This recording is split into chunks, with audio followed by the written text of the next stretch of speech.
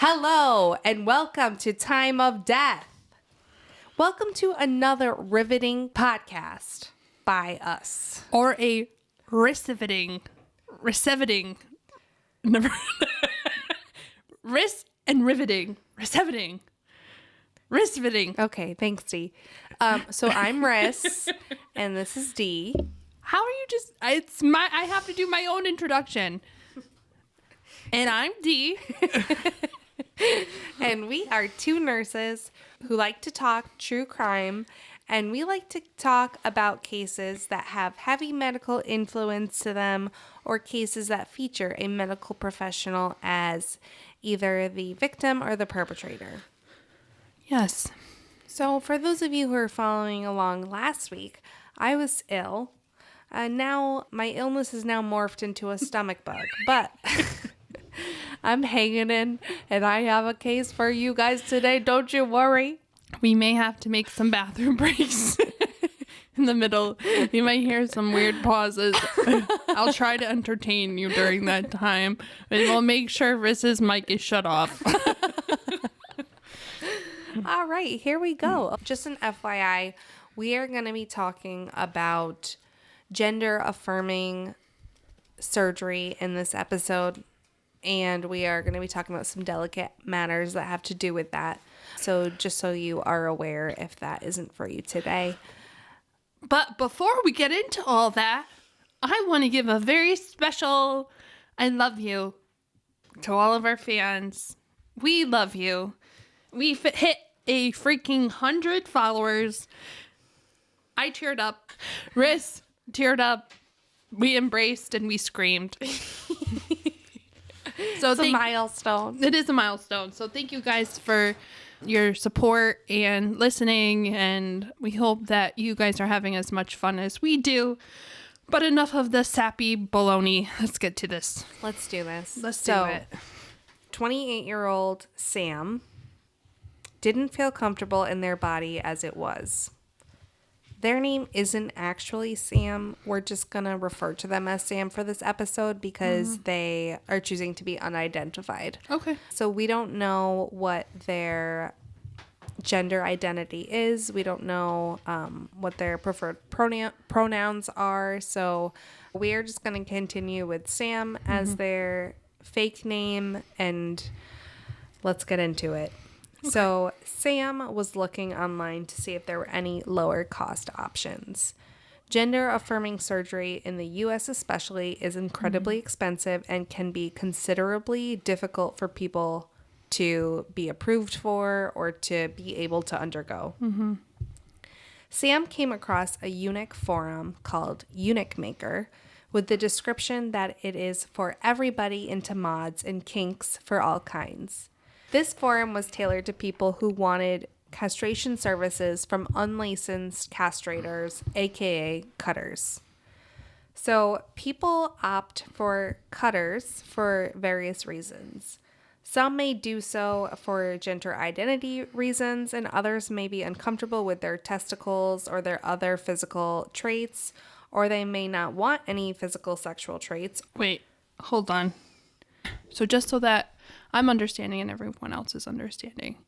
So instead of reaching out to a medical professional, because it is very expensive, the gender affirming surgeries, there's a forum that they went on, people who are unlicensed that will do those modifications for them. Exactly, yeah.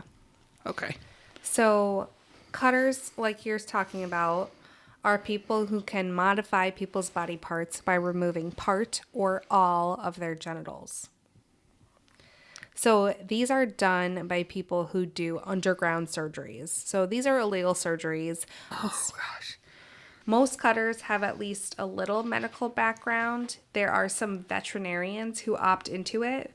What? Some refuse to do more elaborate surgeries, opting oftentimes to only remove the testicles. They're like, no, we are not removing all the genitalia. We will just remove the testicles and leave everything else intact because it's too risky. A lot of the times their patients in air quotes, end up in ERs due to complications from the surgeries. Typically, some of these cutters can go unnoticed because a lot of the times when complications arise, these patients make up cover stories, and to some degree, these cutters may have at least some level of success in these operations. Oh, gosh. One website I found showed that there were a few cutters in each state in the U.S., which is interesting to me. I never heard about cutters. I've never heard until of this. I heard research for this episode. Basically, because of the lack of our society's ability to care for and serve this population appropriately, a lot of people will turn to these kind of back road methods to get what they need. Is it just males, or is this females too can also go to cutters? So far from what I've seen, it's mostly males or people who have male parts. So some people may want to remove the genitals that they were born with, either completely or partially. So meaning either the penis and the testicles with or without the scrotum. Sometimes they will leave the scrotum. Or they may want to undergo a nulloplasty, which leaves them void of any sexual traits, including sometimes nipples. Nipples? Yes. Or they may want to keep their own genitalia and add new genitalia on top of that. Wait, what? Is it Yeah. like transplanting other male genitalia on top of the existing one? I'm not sure. I don't know about male on top of male genitalia. I don't know. Some people may attempt to alter their own anatomy as well, but typically they turn to cutters because although it's still risky to use the cutters, it typically is less risky than performing surgery on oneself. What do they do with the genitalia that they remove? We'll get into it. For this case, it's a little different, Okay. but I'm not sure how they typically would get rid of that Yeah, it's a hazard. biological waste. Yeah.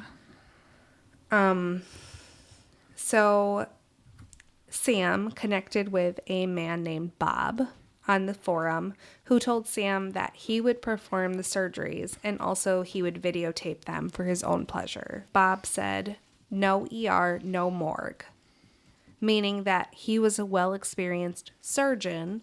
Sam didn't have to worry about any complications from the surgery. You know, I've been doing this for 15 years. And furthermore, he wouldn't have to worry about cost. Bob would do the surgery for free. For his pleasure. The two continued talking and were Skyping, and they got to know each other a little bit. Bob Lee Allen and Thomas Evan Gates got married in September 2020, so a month prior. Bob was 54 years old and Thomas was 43. They were a little odd, according to the people around them. Bob actually owned an online tabletop store called Bob's Weekend Wonders. They do have a Facebook page that's still active for the store, and I think they did a lot of events. The two co-owned an Airbnb cabin in Wister, Oklahoma, called Bob's Weekend Wonder Mountain Retreat. Oh, God. It was advertised as kind of like a scenic holiday getaway. It's no longer available if you are interested. It's also /an OR. Exactly. So Sam travels to Dallas, Texas from Virginia on October 11th, 2020. He meets Bob at the airport, and then Bob drove the two of them to the cabin in Wister, in Oklahoma, which was about a 45-minute drive. That's not sketchy. The surgery would occur the next day on October 12th. So they get to the cabin. Sam is led to a back bedroom. Bob's like, okay, rest a little bit. We'll do the surgery tomorrow. So Sam falls asleep, and the next morning, Sam asks Bob, like, what's up? When's the surgery? Bob is like, I'm busy today. It'll happen at 5 p.m. So fast forward to 5 p.m. There was a makeshift table in the cabin. It was like a dining room table with a cloth over it, which was where the surgery occurred. Sam was awake for the surgery, but they had given him local anesthesia to numb the site. Thomas was Bob's surgical assistant, so he would like give him he'd give him supplies during the surgery and tools or anything else he may need. Scrub tech. Yes, he was a scrub tech. I would never let anyone cut my balls off, especially without going under. I know. So they don't even neuter dogs without a general anesthesia. I know, it's scary. I think typically the cutters will use a local anesthetic because they aren't able to put people under. It's too dangerous. You know, it's because cutting someone is not dangerous enough. It's not living on the edge enough. It's great that this is like the fact that he's doing it for free for his own pleasure. Mm-hmm. It's recorded. There's so many red flags at this point. But also it shows how desperate Sam was for the surgery. That's you know what true. I mean? It's like, obviously you see these red flags. Like, it's shady. It's scary. But he's so desperate for the surgery to be done that desperate measures. But you know what the red flags mean? Stop. I don't care, true. Because at the end of the day, yes, you don't want to have that genitalia. I understand the body dysmorphia and the gender identity. It is a very distressing thing, but this is potentially losing your life. That's true. After the surgery was completed, Sam's testicles were removed. Bob ends up telling Sam, while laughing, I'm going to eat your testicles. Get the hell I'm sorry, I'm here. laughing. Get the hell out He goes, I'm going to eat your testicles. And he's laughing. Sam is kind of like, I can't tell if Bob's serious or not. Bob, I could tell just from his photos, like, he gives off a bizarre vibe. Like, he's kind of like seems like a jolly, happy person, but kind of like scary at the same time. And I don't know. So Sam was like, I don't know if he's serious or not about eating my testicles, but this is kind of weird. Wait, hold on. Do you know when they eat the bull's testicles? What's that called? Rocky spotted oysters or something? I don't remember. What is it called? Rocky spotted. I don't know if I'm getting confused with the tick-borne illness. Mountain. Rocky Mountain fever. The oysters. They do this. It's a delicacy. I mean, human, that adds a whole different type of flavor. Rocky Mountain spotted fever is a tick disease. Then what's it called when people eat the bull testicles? Rocky oysters. Something like that. Rocky Mountain oysters. Yes, are testicles. So it's just the human variety. Maybe it was an aphrodisiac.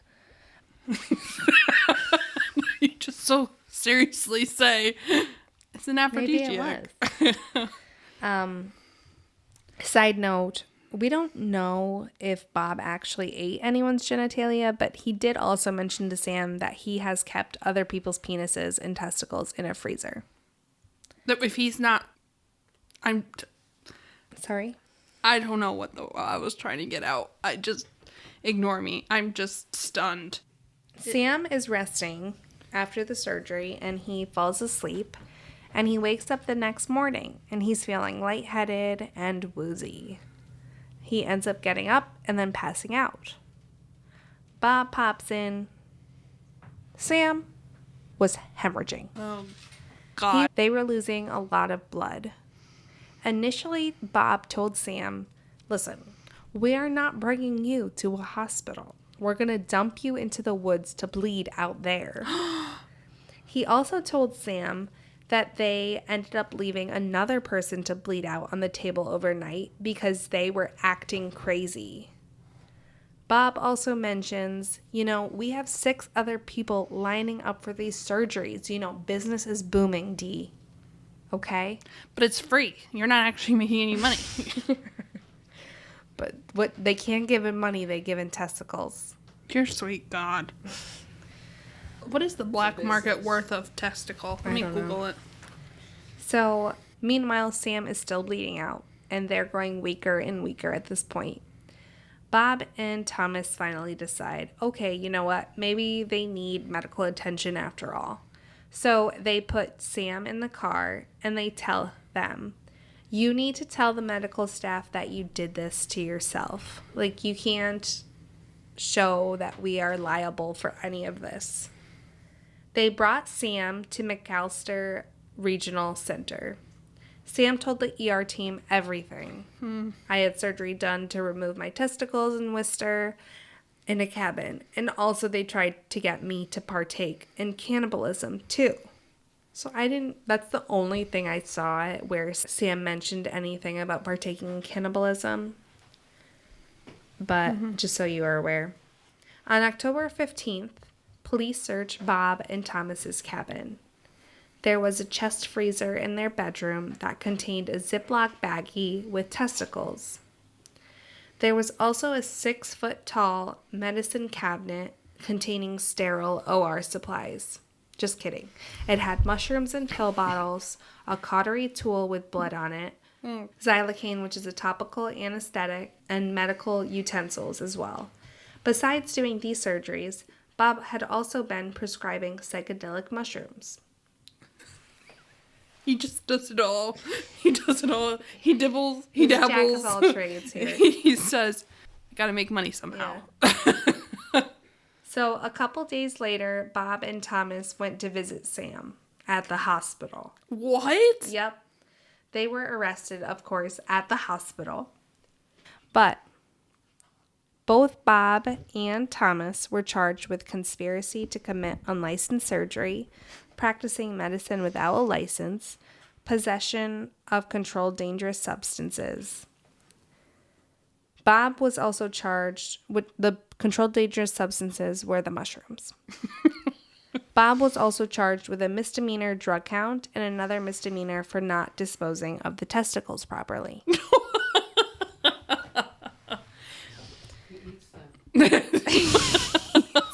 Mom.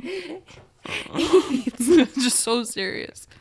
Looks so disturbed. Yeah. Cannibalism and cauterization. Yeah, that's a good name. Cannibalism and cauterization. Maybe that'll be the name. So Bob pleaded no contest to these charges. He was sentenced to 12 years and owes over $5,000 in fines. And he pleaded no contest basically because Thomas had agreed to testify against him in trial. As a plea deal. Bob said, a jury just might convict me, was his wording. No shit, they're going to convict you. So Thomas had taken a deal and pled guilty to 3 misdemeanors, and the 3 felony counts would be wiped in exchange for his testimony against Bob. And Bob knew he had been betrayed, so he pled no contest. I just think it's crazy also that Bob is only spending 12 years in jail. I don't know. Bob is wild. Bob is a bold dude. Bob is bold. Did they ever follow up on them saying that they left another patient out to bleed out? They weren't able to find. I know. I'm like, where's the rest? Where's that? Yeah. There's I feel like there's some information on this, but it's not nearly enough for all of Bob's claims. Yeah. So Bob. Hannah Bob. I love that's an insult to basically, we don't know if there were other victims. There was nothing found. I don't think they found like a bunch of flash drives and stuff at the cabin. The surgeries. But I don't think anything ever came of it. And if it did, I don't know what it was. So, of course, like I said, Sam remains unidentified. We are not sure what happened to them. But they did choose to opt for this sketchy option. So it just shows how desperate Sam must have been in this position. Using cutters and undergoing these risky procedures can lead to dire results, but in order to combat the use of them is to offer people who need these surgeries better and more empathetic, safe, emphasis on safe care. It's so interesting because I was just looking up gender affirming care in the psychiatric setting. It's something that I think anyone who works with any patient, because anyone can come in. When patients, especially adolescents, receive gender affirming care, they're less likely to engage in self-interest behaviors and attempt suicide. That was some of the research that I found.